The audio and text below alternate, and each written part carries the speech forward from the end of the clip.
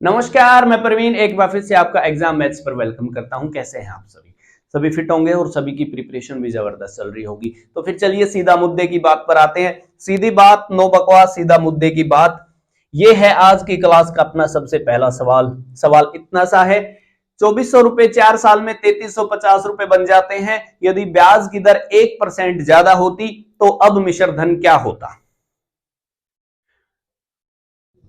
जो सबसे महान प्राणी है ना इस धरती के, वो यहां से रेट निकालेंगे। वो यहां से रेट निकालेंगे और उसमें फिर एक जोड़ेंगे, है ना। जो सबसे महान व्यक्ति हैं, यही मानवता की निशानियां हैं जी। तो मैं आपको बताता हूं, रेट निकालने की बिल्कुल भी जरूरत नहीं है। आप एक बात बताइए, लास्ट वीडियो में मैंने आपको क्या बताया है कि रेट ही सब कुछ है। सिंपल इंटरेस्ट में रेट ही सब कुछ है। रेट का मतलब ही होता है 100 रुपए पर 1 साल का ब्याज। जैसे उसने कहा है कि 1% ज्यादा होती, इसका मतलब यह है कि 100 रुपए पर 1 साल में 1 रुपया ज्यादा मिलता है कि नहीं। यदि रेट 1% ज्यादा होती तो 100 रुपए पर 1 साल में 1 रुपया ज्यादा मिलता। लेकिन यहां पर जिक्र 4 साल का है तो फिर 4 रुपए ज्यादा मिलेंगे। 100 रुपए पर 100 रुपए पर 4 साल में 4 रुपए ज्यादा मिलते। लेकिन उसने तो कहा है उसके पास तो 2400 है जी। इसका मतलब यह हो गया कि 2400 पर 4 साल में अब ये इसका 4 गुना है, आप जानते हैं। तो इसका 4 गुना करेंगे, नहीं इसका यार 24 गुना, सॉरी। इसका यदि आप 24 गुना करेंगे तो कितना, 96 रुपए ज्यादा मिलते। पहले 3350 मिल रहे थे, अब 96 रुपए ज्यादा मिल रहे हैं। तो अभी उसको फिर कितना मिश्रधन मिलता होगा? तो आपका जवाब होगा 3446 रुपए। यही तो सवाल का उत्तर है, यही निकालना था। वहां से रेट निकालोगे, एक जोड़ोगे, फिर भी यही आएगा। तो क्यों इतना लंबा आपको सवाल करना है? जब सवाल एक लाइन में हो रहा है तो फिर यहां से रेट निकालने का फायदा क्या है? और जिस चीज का फायदा नहीं वो हम चीज बताते नहीं, है कि नहीं, है ना। तो आगे बढ़े। तो इसके जैसा एक और देख लीजिए आप एक बार जल्दी से, क्या है। तो उसके बाद सारी बातें क्लियर हो जाएंगी फिर आपकी। सवाल इतना सा है जी, देख लीजिए आज की क्लास का सवाल नंबर 2। सवाल क्या बोल रहा है कि एक धन 4 सालों के लिए निवेश किया गया है। यदि ब्याज की दर 2% ज्यादा होती तो 48 रुपए ज्यादा मिलते। भाई अब उसने पहले रुपए ज्यादा दिए कि इतने रुपए ज्यादा मिले, तो बताओ वह मूलधन क्या था, वह प्रिंसिपल क्या है? लो जी बता देते हैं। जैसे मैं फिर से कह रहा हूं, आप यहां पर रेट निकाल के दिखा दो। अब मुझे यहां पर रेट निकाल के दिखा दो जी। जो महान प्राणी है वो अब मुझे यहां पर रेट निकाल के दिखा दें। तो देखिए 2% ज्यादा का मतलब यह है कि 100 रुपए पर 1 साल में अब 2 रुपए ज्यादा मिल रहे हैं, है कि नहीं। 2 रुपए ज्यादा मिल रहे हैं। लेकिन यदि 4 साल का जिक्र करूं तो अब ये 4 गुना हुआ है तो इसका भी 4 गुना, मतलब अब 8 रुपए ज्यादा मिलेंगे। 100 रुपए पर 4 साल में 8 रुपए ज्यादा मिल रहे हैं। सवाल में इस 8 की जगह 48 दे रखा है, इसका मतलब ये 6 गुना है। तो फिर ये 100 का भी 6 गुना हो गया, 600 रुपए। यही तो मूलधन है, यही तो मूलधन है, यही तो पी है, यही तो प्रिंसिपल है। इतनी सी बात बतानी थी, इतनी सी बात बताने के लिए इतना शोर क्यों? क्यों हम यहां से रेट निकालें? रेट की जरूरत ही क्या है जब मैंने आपको बताया है कि रेट ही सब कुछ है। रेट ही सब कुछ है। 100 रुपए पर 1 साल के ब्याज को ही क्या बोलते हैं आप लोग? रेट बोलते हैं, है कि नहीं। तो जरा देख लीजिए, एक सवाल एमटीएस 2018 में यहीं से सीधा पूछा गया है। सवाल अभी आप लोगों के सामने आ जाएगा, इसको हटा रहे हैं। जरा देख लीजिए सवाल क्या है आज की क्लास का। सवाल नंबर 3 क्या है, जरा देख लीजिए। 3 साल के लिए एक धन को निवेश किया गया है। मैं आपको हिंदी बता रहा हूं सीधा। यदि ब्याज की दर 5% ज्यादा होती तो अब 225 रुपए ज्यादा मिलते। तो वह मूलधन बताओ, वह धन बताओ क्या होगा। यह आपसे एमटीएस 2018 में सीधा पूछा गया है। चलिए जी बता देते हैं। देखिए 5% ज्यादा का मतलब क्या है, क्या समझे आप इस बात से? 5% ज्यादा का मतलब ये है कि 5% ज्यादा का मतलब है कि 100 रुपए पर एक साल में 5 रुपए ज्यादा, 5 रुपए ज्यादा है कि नहीं। लेकिन उसने कहा है जी 3 साल का जिक्र है, 3 साल में फिर आप कहोगे यदि एक साल में 5 रुपए ज्यादा मिल रहे हैं तो फिर 3 साल में 15 रुपए ज्यादा मिलेंगे जी, 15 है कि नहीं। अब सवाल में ये जो 15 है ना, इसकी वैल्यू दी गई है 225 रुपए। तो अभी आप कहोगे आप ऐसा मत कर देना, ये जी 15 का स्क्वायर किया है तो मैं तो यहां पर भी स्क्वायर करूंगा, नहीं, ये 15 से गुना किया गया है जी, ये इस 15 का 15 गुना है, इसका मतलब 100 का 15 गुना कितना हो जाएगा जी, 1500 उत्तर आ जाएगा। यही तो मूलधन है, यही तो प्रिंसिपल है, और यही ऑप्शन नंबर क्या है, सेकंड है, यही ऑप्शन नंबर सेकंड है। इतनी सी बात बतानी थी, जान पाएंगे इसके जैसे। तो आगे बढ़े, चलिए जी आगे बढ़ते हैं, देख लेते हैं। ये लो जल्दी से आज की क्लास का सवाल नंबर 4। ये सवाल मेरे सामने भी काफी बार आया है और आप लोगों के सामने भी ये काफी बार जरूर आया होगा कभी ना कभी। सवाल इतना सा जरा देख लीजिए। 5,000 रुपए को 2 हिस्सों में इस प्रकार से बांटा गया है कि पहले पर 4% की दर से 2 साल का ब्याज और दूसरे हिस्से पर 5% की दर से 2 साल का ब्याज का जोड़ 440 रुपए, मतलब टोटल एसआई 440 रुपए है। तो दोनों हिस्से बताओ। आप लोग यहां पर क्या करते थे, आप लोगों ने जरूर ऐसा एक बार ये काम जरूर किया होगा जी। 5,000 माइनस एक्स माना होगा, फिर दूसरे को, यदि एक को आपने एक्स माना है तो फिर दूसरे पर 5,000 माइनस एक्स माना होगा। फिर यहां पर आपने फिर वही लगाया होगा, मूलधन गुना दर गुना समय बटे 100, यहां पर भी लगाया होगा, फिर दोनों को ऐड भी किया होगा। बट इतने महानता वाले काम हम लोग नहीं करने वाले। आप एक बात बताइए, जब जब प्रतिशत का जिक्र होगा तो मैं 100x 100y मान सकता हूं, ये बात मैं आपको शुरुआत से ही बता रहा हूं। मैं जल्दी से बता रहा हूं कि 100x क्या है, 100y क्या है। मैं देखिए 100x क्या है, जो धन 4% पर दिया गया है, और 100y क्या है, जो 5% पर दिया गया है। 100x पर 4% की दर से 2 साल का एसआई क्या होगा, तो आपका जवाब होगा सर 8x हो जाएगा। चलिए जी ठीक है। 5% की दर से 100y पर 2 साल का एसआई ये हो जाएगा जी 10y, और इसका जोड़ कितना दिया गया है, 440 रुपए। ये इक्वेशन नंबर 2 है कि नहीं। देखिए यदि मैं एक एक जीरो चिपका लू ना तो अपना सवाल इजी हो जाएगा। इक्वेशन नंबर 1 में से 2 को मैंने घटाया है तो 100y से 100y कैंसिल हो जाएंगे, यहां पर बचेगा 20x, और सवाल में 20x की वैल्यू 600 रुपए है। सवाल में 20x की वैल्यू 600 रुपए है, तो फिर ये जो 100x लिखा हुआ है इसकी वैल्यू हो जाएगी 3,000 रुपए, क्योंकि ये इसका 5 गुना है, 600 का 5 गुना 3,000 होगा। यदि एक धन 3,000 है, दोनों का टोटल 5 है, इसका मतलब जो दूसरा धन है वो 2,000 रुपए हो जाएगा। यही तो बताना था, बस इतना सा उत्तर निकालना था। तो इसके लिए 5,000 माइनस एक्स, एक धन एक्स क्यों मानना है आपको। जो चीजें आपको इरिटेट करेंगी हम वो नहीं मानेंगे जी, है कि नहीं। तो आगे बढ़े। तो जो अगला सवाल है ना, उसको निकालने के लिए ही मैंने आप लोगों को पहले ये बात बताई है। मैं एक ओल्ड सवाल ले रहा हूं 2005 सीजीएल प्री का, जहां आपको ये बात सारी डीप से समझ आ जाएगी कि मैंने ऐसा क्यों माना है जी। मिटा दें, चलिए जी देख लेते हैं। एक ओल्ड सवाल 2005 प्री का क्या है कि 1,500 रुपए को 2 हिस्सों में इस प्रकार से बांटा गया है कि 10% पर 5 साल का एसआई जो पहला हिस्सा उसका, और 12.5% पर 4 साल का एसआई जो दूसरा हिस्सा उसका, दोनों का एसआई आपस में बराबर है, इक्वल है। तो फिर दोनों हिस्से बताओ जी क्या होंगे। ये तो बहुत सिंपल सी बात है। आप एक बात बताइए, यदि मैंने पहले हिस्से को 100x माना है और उस पर 10% की दर से 5 साल का ब्याज मैं निकालूंगा तो फिर कितना आएगा? तो आपका जवाब होगा 2 जीरो से 2 जीरो कैंसिल, 50x आ जाएगा सर। ठीक है, और ये ब्याज बराबर है दूसरे हिस्से के मतलब 100y।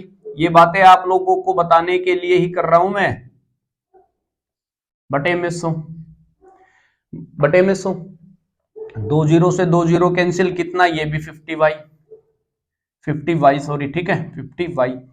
तो x बराबर y आ गया है। इसका मतलब ये हो गया कि x by y is equal to 1/1 है।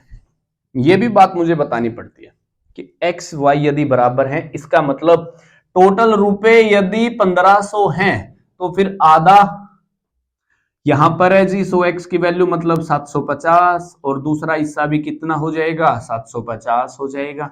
आप ये बात सीधा भी जान सकते थे, जैसे ये 5 गुना में 10 ये 50 बनेगा, ये 12.5 गुना 4 ये भी 50 बनेगा। तो इसका मतलब दोनों हिस्से बराबर होंगे। ऑप्शन नंबर थर्ड 750 रुपए। ये भी एक सवाल हो सकता था, है कि नहीं? तो आगे बढ़े। तो चलिए, इसी का एक छोटा भाई है, 2007 में वो आपसे सवाल पूछा गया है, वो भी इसके जैसा ही है, लेकिन थोड़ा सा आपको समझना पड़ेगा। इसको हम मिटा रहे हैं, ये लो जी। और सवाल नंबर लेते हैं छठा आज की क्लास का। क्या रहने वाला है जरा देख लीजिए। ए ने 800 रुपए 12% की दर पर, बी ने 910 रुपए 10% की दर पर दिए, तो बताओ कितने समय के बाद दोनों को समान मिश्र धन मिलेगा। यहां पर आपको निकालना है जी टाइम, यहां पर आपको निकालना है टाइम। क्या बोल रहे हैं कि 800 रुपए तो ए ने लगाए हैं, मैं यहां पर लिख ही लेता हूं, 800 रुपए तो ए ने लगाए हैं 12% की दर पर, ये जी टी टाइम के लिए, है कि नहीं? और 910 रुपए लगाए हैं यार किसने? बी ने 10% की दर पर, ठीक है, और यहां पर भी टी टाइम के लिए बाई में 100। तो यहां पर जब आप देखोगे ना, यहां का जो मिश्र धन होगा वो हो जाएगा जी 800 जमा में 96 टी, और यहां का जो मिश्र धन होगा वो हो जाएगा 910 जमा में 91 टी, 91 टी। ये आपस में क्या है जी? बराबर है। ये आपस में बराबर है, तो यहां से टी की वैल्यू निकालना तो बड़ा इजी है। जैसे 5t इज इक्वल टू कितना हो जाएगा? 110, और यहां से टी की वैल्यू आ जाएगी 22 साल। टी की वैल्यू 22 साल, इसका मतलब यह है कि 22 साल के बाद दोनों का मिश्र धन क्या हो जाएगा? इक्वल हो जाएगा, बराबर हो जाएगा। ऑप्शन नंबर कौन सा है जी? Option number third 22। तो ऐसे करते हैं सवालों को। तो चलिए आगे बढ़े। चलिए जी हम आगे बढ़ते हैं और देख लेते हैं आज के कुछ अच्छे अच्छे सवाल। इसको हम मिटा रहे हैं। आज की क्लास का सवाल नंबर 7 क्या है जरा देख लीजिए। एक राशि 3 सालों में 1016 रुपए बन जाती है और 7 सालों में 1304 रुपए हो जाती है, तो ब्याज की दर और मूलधन बताओ। वाह जी, 3 साल में एक राशि 1016 रुपए हो जाती है, 7 साल में एक राशि 1304 रुपए बन जाती है, तो ब्याज की दर भी बतानी है और फिर मूलधन भी बताना है। राशि बन जाने का मतलब है वो क्या है जी? वह है मिश्र धन है। इसका मतलब जो पहली लाइन आपको बोलना चाह रही है वो ये है, ये 1016 जो है ये है जी आपका प्रिंसिपल, और क्या 3 साल का एसआई, 3 का एसआई लिख देता है जी, ठीक है, 3 गुना में एसआई, सिंपल इंटरेस्ट, ठीक है। फिर जो अगली लाइन बोलना चाह रहे हैं ना वो है 1304 रुपए, ये हो जाता है जी प्रिंसिपल जमा में 7 एसआई। इसका मतलब ये है 7 साल का साधारण ब्याज। ये इक्वेशन नंबर 2 है। तो देखिए मैं आपको यही बात बताना चाह रहा हूं, जो मूलधन होता है वह कभी चेंज नहीं होता, वह फिक्स रहता है, वह उतना ही रहता है। यदि आप इक्वेशन नंबर 2 में से एक को घटाओगे तो इस पी से ये पी तो कैंसिल हो जाएगा, 7 SI में से 3 SI जाएंगे तो मतलब 4 साल का SI, 4 का SI, 4 का साधारण ब्याज कितना बचेगा? आप एक बात बताइए, यदि यहां पर 16 ना होते, यहां पर 16 ना होते तो फिर बचता जी 1304, नहीं फिर बचता जी सॉरी 304 रुपए, लेकिन यहां पर 16 ज्यादा है तो फिर 304 में से 16 घटा देंगे 288 आ जाएगा, है कि नहीं? ये 4 का SI है तो फिर 1 का SI कितना होगा? 1 का SI तो आप कहोगे सर यहां पर आपने 4 से डिवाइड किया, तो इसको भी 4 से डिवाइड कर देते हैं, 72 रुपए। 1 साल का SI यदि 72 रुपए है तो 3 का कितना होगा? 3 दूनी 6, 7 या 21, 216 रुपए। यदि 3 का SI 216 रुपए है, यदि 3 का SI 216 है, मतलब ये 3 गुना में SI, इसकी वैल्यू ही 216 है, और यहां पर टोटल 1016 है, तो फिर जो P है, जो P है वह कितना बचा? आपका जवाब होगा सर 800 रुपए। इसका मतलब ये हो गया है जो मूलधन है, जो P है वह कितना है? 800 रुपए है। यदि रेट निकालनी है तो आप रेट भी बता सकते हो, जैसे 800 रुपए पर 800 रुपए पर 3 साल में कितना ब्याज मिल रहा है? तो आपका जवाब होगा जी 216 रुपए। तो फिर 1 साल में कितना मिलेगा? तो आपका जवाब होगा 7 2 72 रुपए। ये तो आप जानते ही हैं जी, 72 रुपए।